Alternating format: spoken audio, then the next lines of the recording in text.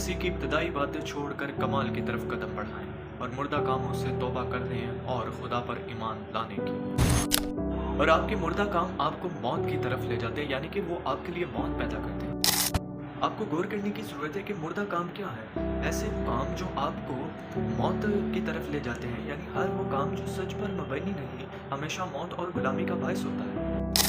और अगर हम बाइबल में से देखें तो हमें मिलता है मार्क की किताब उसका 14वां बाब और इसकी 7वीं आयत में, जब पौलुस और बरनबास लिस्त्रा के मुकाम पर अंजील की मुनादी कर रहे थे, तो वहाँ आप अगर 14वीं आयत में देखें तो लिखा है कि वहाँ पर एक लंगड़ा शख्स जो मफलूज था वो उसके कलाम को सुन रहा था और उसने ईमान लाया और वो शिफा पा गया। और जब लोगों ने ये मौजज़ा देखा तो उन्होंने क्या किया कि पौलुस और बरनबास की परस्तिश और कुर्बानी करने की कोशिश की।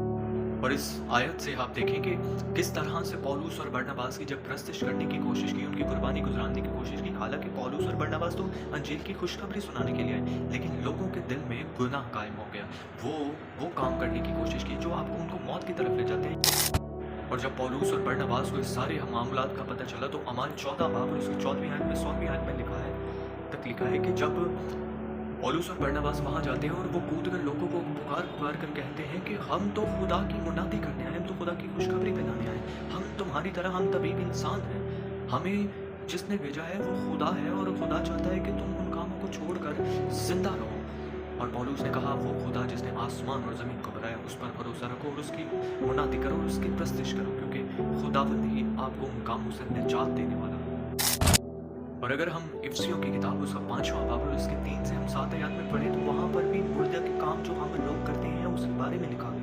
हम लालच, हसद, फरेब, नापाकी, गंदगी और बेशर्मी की तरफ मालूम है। हम वो प्रस्तिश व हकीकी इबादत नहीं करें जो हमें करनी चाहिए। हम बहुत सारे ऐसे गुनाह कर रहे हैं कि जो हमें मुर्दगी की तरफ ले जाते हैं। और बहुत कम लोग होते हैं जो खुदा के कलाम से ये सिखाते हैं कि खुदा आपकी ज़िंदगी में जब वो गुनाह करेंगे तो क्या होगा। आपको जानने की ज़रूरत है, आपको हकीकी तालीम की ज़रूरत है, आपको वो तालीम की ज़रूरत है जो चर्च में सुनने की चाहिए ताकि आप मौत से बच सकें। और आजकल के दौर में बहुत सारे लोग ऐसे हैं जो कहते हैं कि हम अच्छे काम करते हैं, हम दुआ करते हैं, हम इबादत करते हैं, हम खैरात देते हैं, हम खुदा के लिए रोज़े रखते हैं। मैं आपसे कहना चाहता हूँ कि ये सब काम जो आप कर रहे हैं इससे आपका अच्छा होना बनता है, लेकिन ये काम आपको निजात की तरफ नहीं ले सकते, आपको आसमान की बादशाही की तरफ नहीं ले जा सकते। मैं आपसे कहना चाहता हूँ कि अगर आप खुदा के लिए आसमान की बादशाही चाहते हैं तो आप खुदा के रास्तों पर चलें, खुदा पर ईमान रखें, खुदा के कामों की तरफ चलें और वो मुर्दा काम छोड़ें कि जिसे आप अगर अपनी ज़िंदगी में रखेंगे तो आपको गज़ब की तरफ लेता जाएगा। मैं आपसे कहना चाहता हूँ कि मसीह का पाक लहू ही आपको अबदी ज़िंदगी दे सकता है, आपको मौत से रिहाई दे सकता है। मसीह का पाक लहू आपकी ज़िंदगियों को बदल सकता है। आपको सिर्फ